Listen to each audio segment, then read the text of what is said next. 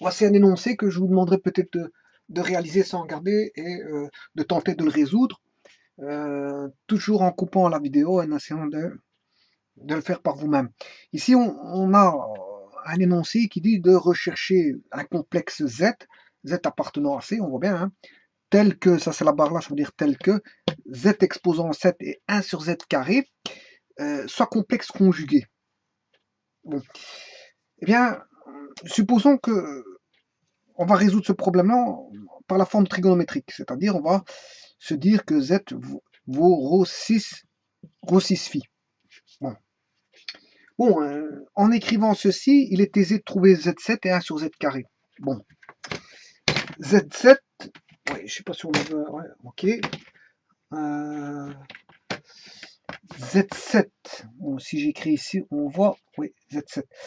Z7, c'est ρ7, 6, 7 phi. Voilà. Bon, 1 sur Z carré, c'est l'équivalent de Z moins 2. Hein. En d'autres termes, bon, si je laisse 1 sur Z carré, c'est 1 sur ρ 6 moins 2 phi. Moins 2 phi. Pourquoi moins 2 phi? Parce qu'il est au dénominateur. Hein. Voilà. Bon, à partir de là, je peux répondre facilement à la question. Pour qu'il soit complexe conjugué, quand est-ce qu'on a deux complexes conjugués?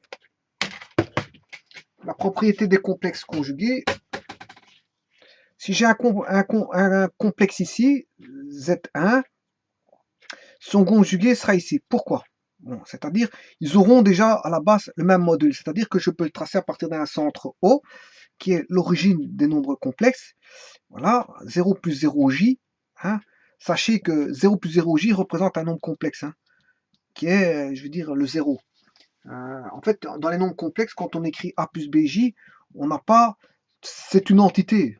Voilà, A plus BJ est une entité. Voilà, on n'a pas A et plus BJ, non, c'est une entité A plus BJ. Voilà, donc en fait, ça représente un point dans le plan complexe, mais ce point complexe représente est formé par une entité A plus BJ. Bon, ça c'est pour la petite histoire. Et le 0 plus 0j, ben, c'est le 0, voilà, c'est le 0 qui est ici. Bon, c'est l'origine. On a l'axe des réels ici, l'axe des imaginaires ici. Bon, vous voyez que si je prends un cercle de rayons donné, je prends un cercle de rayons R, eh bien, le module de Z1, Z2 est le même, il vaudra R. Voilà, il est le même. Bon, donc ils ont une particularité, c'est qu'ils ont même module. Bon, s'ils ont même module, c'est-à-dire qu'ici, le module ici vaut ρ7. ρ7, par contre, ici, il vaut, ici, je me suis trompé. Sinon, non, c'est bon. Donc, c'est 1 sur ρ carré. Ouais. 1 sur Z carré va donner 1 sur ρ carré en module. Donc, c'est l'inverse de ρ carré. Sachant que Z vaut ρ6 phi. Bon, pour les modules, c'est facile. On va dire que les modules sont identiques, c'est-à-dire que Z7 va donner ρ7 et 1 sur Z carré va donner 1 sur ρ carré. Voilà. Et il est aisé de trouver le module ρ. Hein. Connaissant ceci, je sais bien que ρ7 fois ρ carré, c'est égal à 1. Ça veut dire que ρ9, 7 plus 2, ça fait 9. ρ9 égale 1, d'où le module ρ vaut la racine neuvième de 1, ce qui fait 1. Voilà. Donc j'en tire comme conclusion que ρ vaut 1. C'est-à-dire que ρ7, ça fait 1, puisque si ρ vaut 1, ρ7 vaut 1.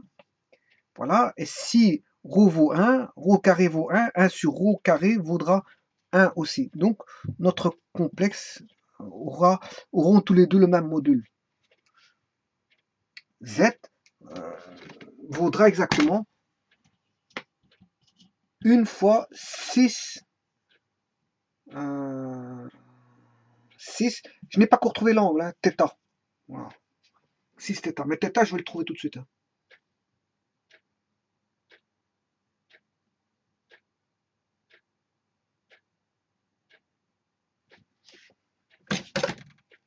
Enfin, c'est plutôt θ est connu. Je l'ai fixé à phi.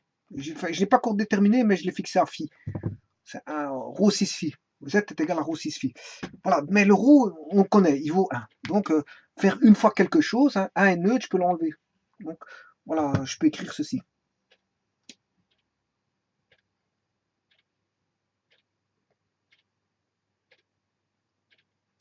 Voilà, autant dire que on a le module 1. Maintenant, pour avoir l'angle, on sait bien que, voilà l'angle du premier. Je vais l'appeler θ1.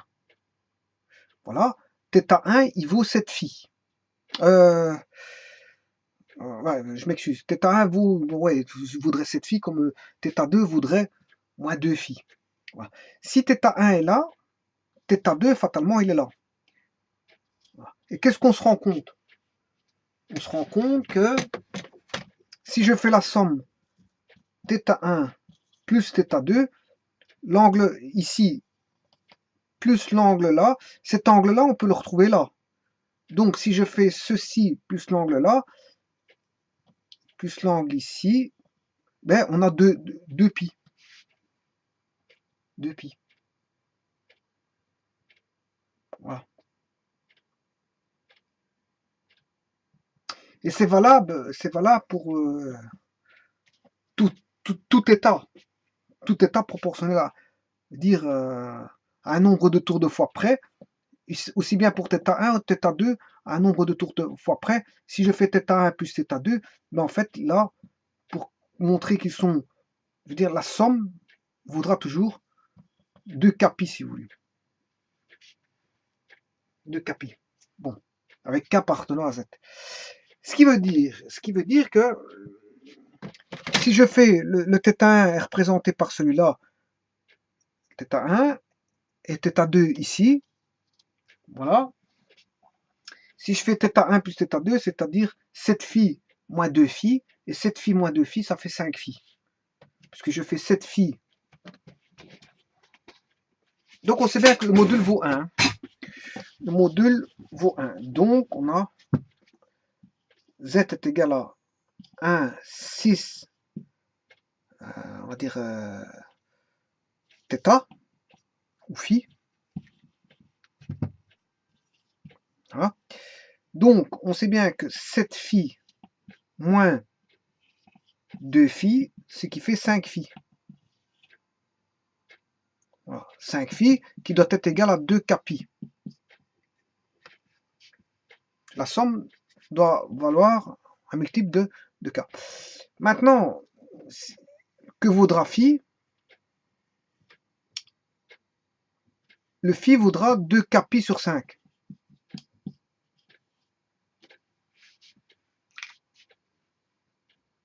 Voilà, 2 capi sur 5. Attention que lui, il vient de z7, hein, et lui, celui-ci vient de 1 sur z carré. Hein. Voilà, ça c'est z7, ça provient de z7, ça de 1 sur z carré.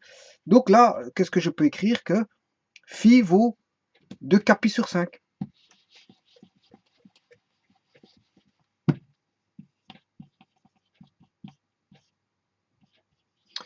Ouais, mais ça, qu'est-ce que c'est? On reconnaît epsilon, on aura epsilon 5 de 0, epsilon 5 de 1, epsilon 5 de 2, epsilon 5 de 3, et epsilon 5 de 4. Et on voit bien que ce sont les racines cinquièmes qui vont de 0 à 4. Donc, de 0 à n-1. Voilà. Et donc, ça, ce sont les racines cinquièmes. Ça, ce sont les racines cinquièmes de l'unité. Pourquoi l'unité? Parce que le module vaut 1 ici. Voilà.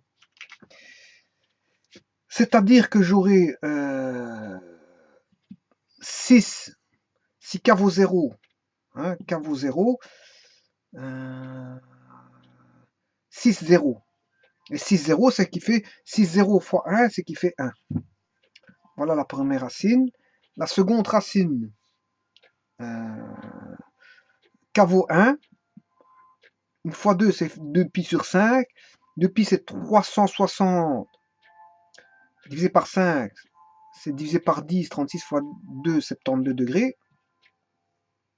Donc, c'est 6 Je vais le mettre en degrés. Hein. 6, 72 degrés. Bon, ensuite le caveau 2. Le caveau 2, on aura 6, 144. Ensuite, plus 72, on aura 6, 2 plus 4, 6, 21, 216 degrés. 6, 205, 216. Voilà, je le mets en degrés. Hein. Voilà, et le dernier, 6, 206 plus 72, on a 8, 2 plus 6, 8, 7 plus 21, 28. Voilà, donc on a bien les racines. Voilà. Et en ayant ceci, ben, on va trouver que je vais en prendre un. Je prends le premier. Si je prends Z7 1 sur Z carré avec Z est égal à 1. Si je fais 1 exposant 7, ce qui fait 1. 1 au carré 1. 1 sur 1, ce qui fait 1. Voilà. Là, on aura 1 et 1. Bon. Là, on a un nombre réel. Un nombre réel. Bon. On a deux nombres réels ici qui valent 1. Donc, le conjugué de ceci, ben, c'est le conjugué de 1, c'est 1.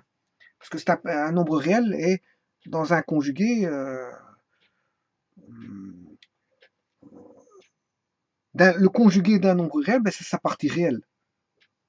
Et comme la partie réelle vaut 1 et là 1, donc c'est conforme. Bon, z égale 1 et vérifie ceci. Vérifie à ce que z7 et 1 sur z carré sont des conjugués. Voilà, ça c'est fait avec z égale 1. Maintenant, si je prends z est égal à 72 degrés, 6,72. Bon. Alors, voyons voir.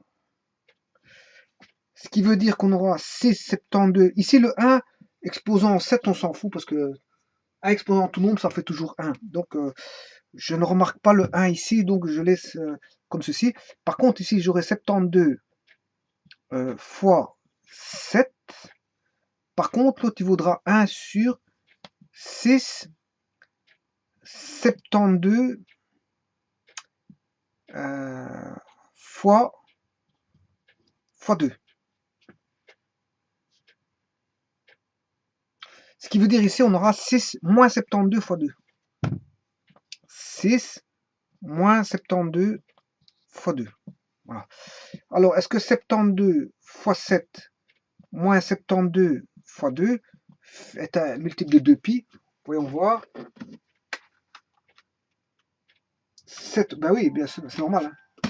Puisque en fait, on aura 7 fois 72 moins 2 fois 72, eh bien c'est comme si on avait 5 fois 72. Voilà. Et 5 fois 72, 5 fois 2, 10, ce qui fait 1. En report, 7 fois 5, 35, plus 1, 360. La somme fait bien 360 degrés. Voilà, ça c'est pour epsilon 5 de 1. Prenons epsilon 5 de 2, 144.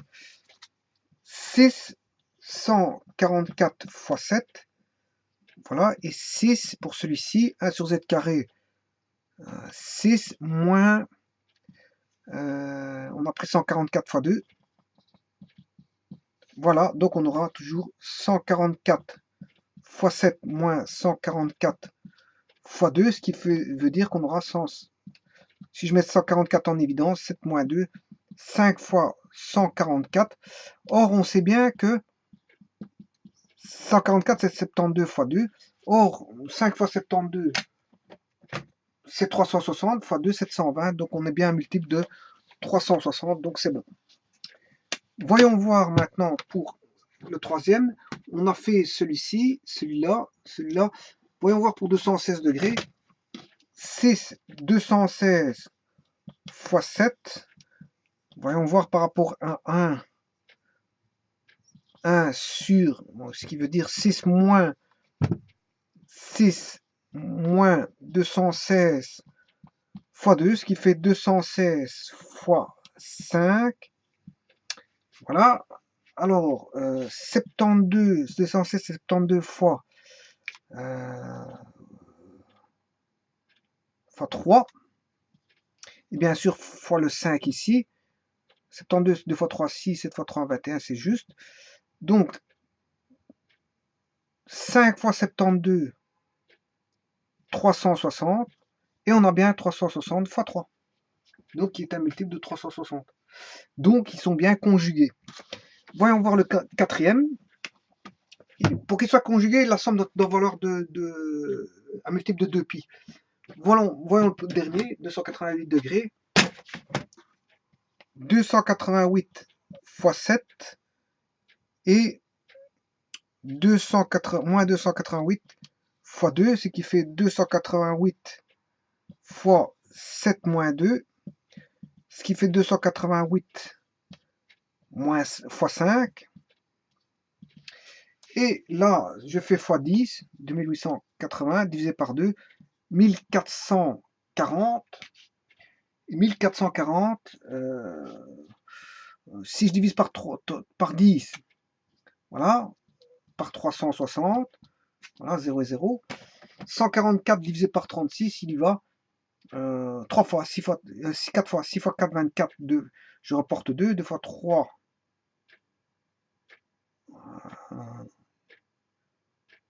4 fois 3, 12, plus 2, 14, donc il y va 4 fois.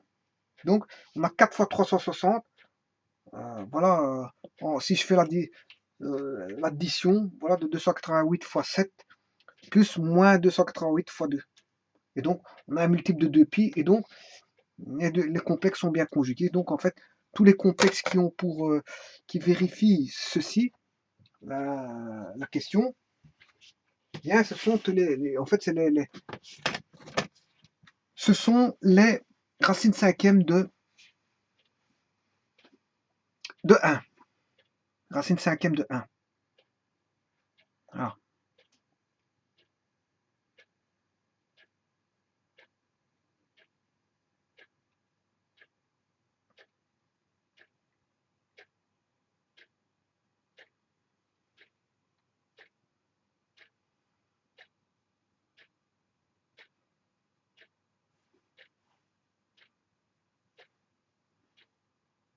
Voilà, je vous remercie beaucoup.